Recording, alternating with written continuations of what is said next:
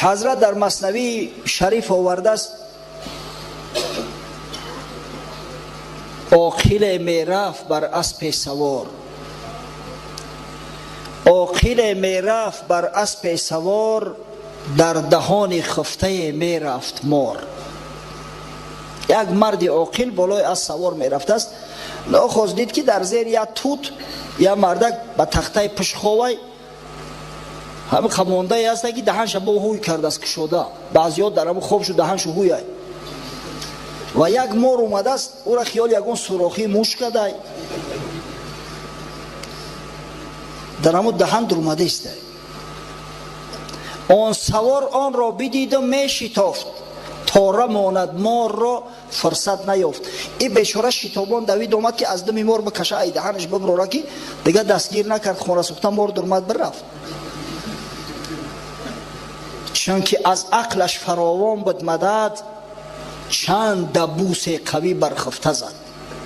این مردک بسیار مردک عاقل بود است، این عقل پیشروی دولت است. باور کنید همه کسایی که به شب ختم قرآن میگیرن مردم به عقلن، آینده شون فکر میکنن، آخرت شون فکر میکنن، میدونن که این خوی لعینه درمو گورم بد دست میاری. مرده هم فکر قیامت داره، این چقدر شما تشنه خوبه. مرده هم فکر قیامت دارد، آرمیدن چقدر دشوار است. همه مرده ها ای خواب بیزار شدگی هم میگن که قیامت بشیده باشه. این شما اینقدر میلی به خواب داره که ای ختم قرآن خودتون محروم میکنه. میگه از بس که بسیار به عقل بدی مرد آمد همون آدم خواه به گرز یک دتا دهنی مقعدش کوفت، دقل کرده بگیم یک دتا دهنی کونش زد، او را در سرش بزنه سرش میده میشه. آخی برد او را زخمی آن دبوسی سخت، زو گریزان تا به زیر یک درخت، سیب پوسیده به سیبت ریخته. بیچاره ای خوش پرید خیست که یک آدم به خشم غضب یک گرز آهنی در دستش کوفته است. ایران دو بینکت بزنن قطنت میسوزه و به گرز آهنی بزنن. تصور کنی حال شد همه دو سه تایزد بیچاره جان جوری خدایی گفته گریخت. اون مردک از سوار یاخیده بالای اسب سر کرده آوردش پیش کرده تا یک درختی سیب بده است. همین سیبی پوسیدگی که ریخته در زیر درخت خرشیدگی، سیب پوسیده به سیبت ریخته، گفت از این خر ای بغم آویخته. سیب چندان مرد را در خورد داد، که از دهانش باز بیرون میفتاد. بد کفتشه بخ سیبا بیچاره همین دسته گرفته در دل اینجش پر کرده و سیب خورده است. همین قدر سیب خورد با سیب پوسیدگی بیزه بیاخی دیگه ای دهانش گشته است. وقتی شکم پر شد همین سرخروده هم یک معیاری داره، از سرخرودش دیگه بعضش خارج شد. بانگ میزد که امیر آخر چرا قصد من کردی؟ چی کردم من تو رو؟ بیچاره دیگه داد جور میگه که من تو چیکارت کردم ای امیر؟ چی قدر جور میکنی؟ چی قدر عذابم دادستی؟ گر تو را زسل است بر جانم ستیز، تیغ زن یک بارگی خونم بریز.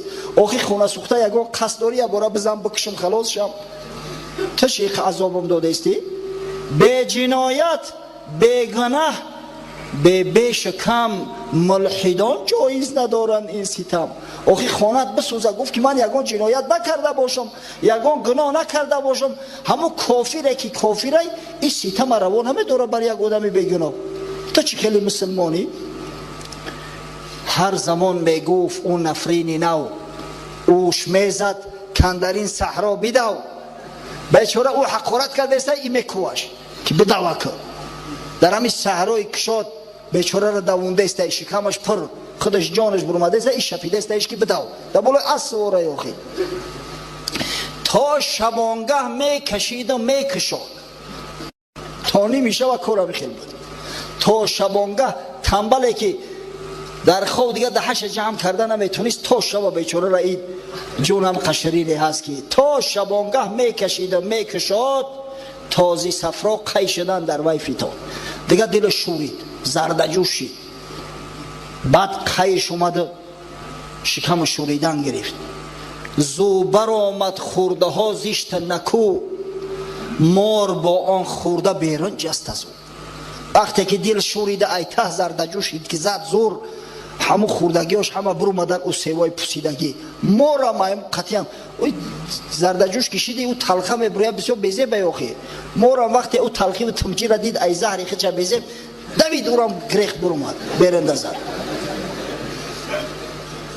چون زی خود بیرون بدید آن مار را، لابه میکرد آن نکو کردار را.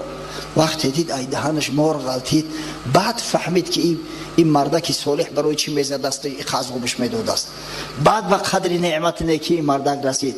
بعد اومد در پیشش زاره و جگیر سر کرد که مبارک ساعتی که دیدیم، مرده بودم جان نو بخشیدیم. صد شکری خدا گفت که هرچی تو را دیدیم. آدمی به عقل بدای یگون احمق میشدی پروانه میکردی یا برا بیدارو میکردی که در دهانت بو رفته است یا تلخه میکفید میمردم. خدا عمر تدراس کنه گفت میبخشی که ما نفهمیدیم ترا دشنا معقورت کردیم. حال اون که ترا همین را بکار به فایده و سود ما انجام میداده، به خاطر ما میکرده. به حضرت نصیحت بو میکنه خرگریزت از خداوند از خری، صاحبش در پی زینک و گوهری. همین خری خانه سوخته را ببینه ایروی به عقلش ای صاحبش میگریزه، بگه عقل نمیاد میگریزه در کوه داشت. بیچاره صاحب ای قفاش ایروی اخلاق نیک نست پی سود و زیان میجویدش، بلکه تا گرگش ندرد یاددش. برای چی همون خری پعتا میکوه مبودو در قپ یگون گرگ نخره. با این خری ملعون گرگ ببینم که شاخه بشه وگه دیگه آوازش نمیبروید. تو یگون گرگ نخرش بیچاره صاحب شو خو نمیکنه و همون خری لعنتی را در جنگل میکوه که کجا شیده باشه. وقتی که سخنی سخت از جانب شارع میشوه، از جانب واعظان میشوه، عقلتون کار بفهمه که به فایده شما. وانا نمیفورم که گپ شیرین بگم تعریف توصیف تو کنم اقان تبزن فلانی بعد تعریفت که کردم البته میاری یگان سودکیسم لغت میکنی اخی نمیفورم. نیکی همی کار به فایده و منفعت و که هست سخت میکنه میگم از برای خدا. همون مسئله کسایی که ای ختم قرآن میگریزن مسئله خری را میمانه که ای صاحبش میگریزن.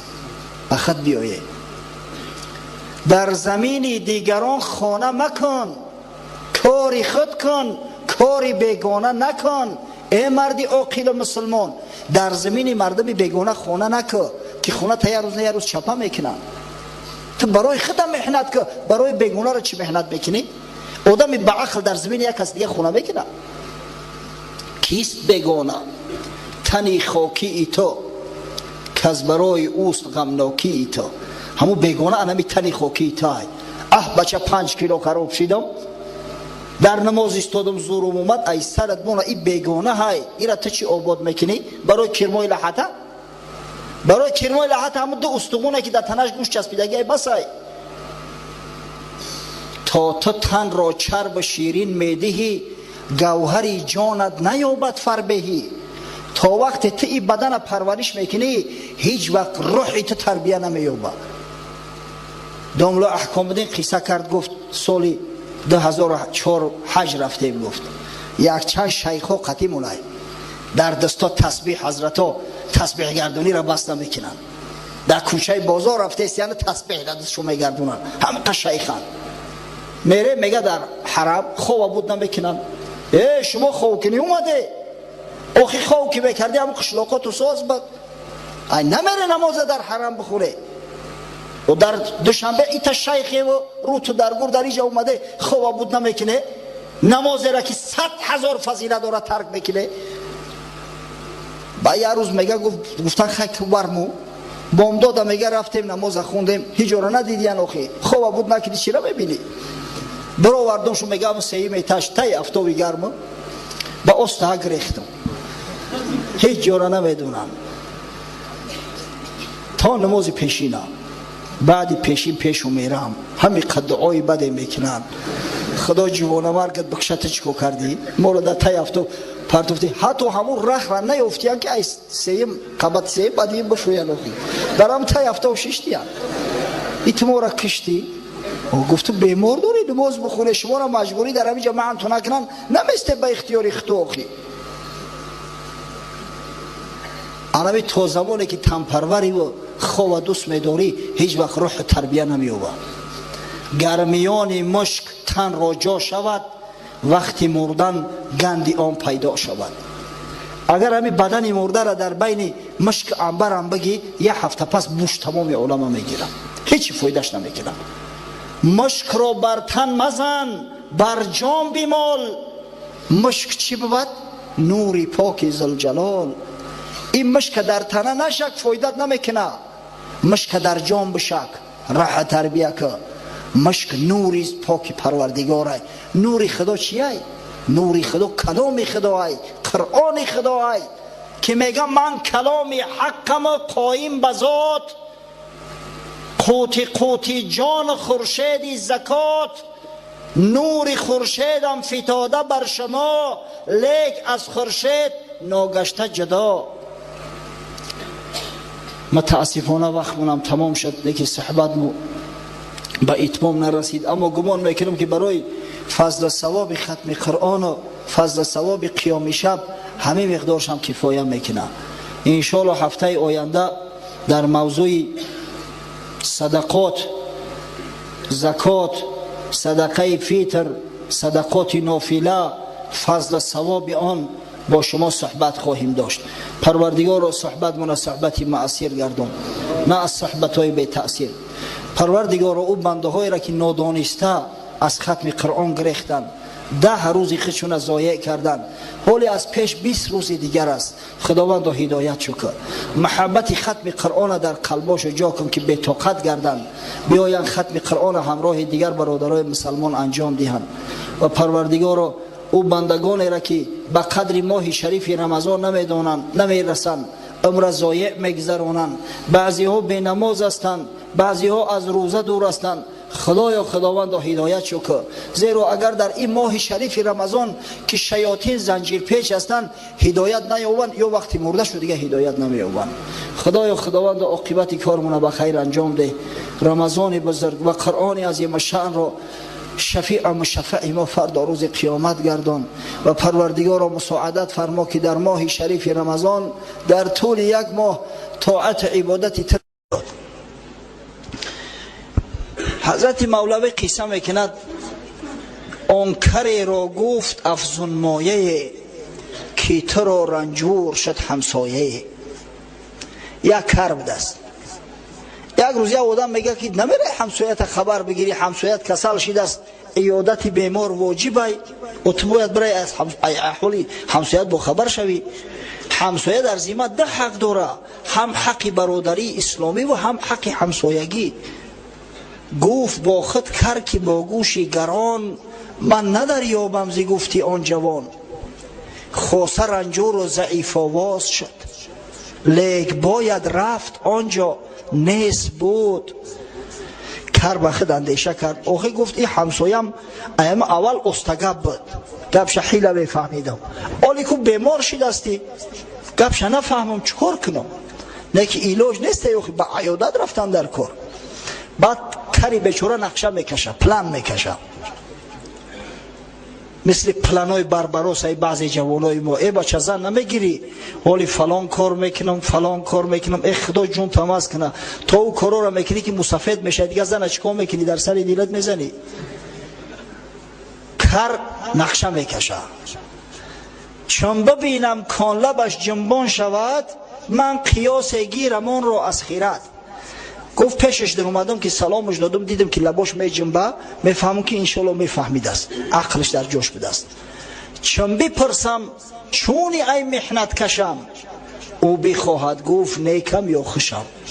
بعد میپرسمش که احوال چه خیلی؟ همه آدم ها عادتا میگن خوبیم الحمدلله، بهتر شدگیم.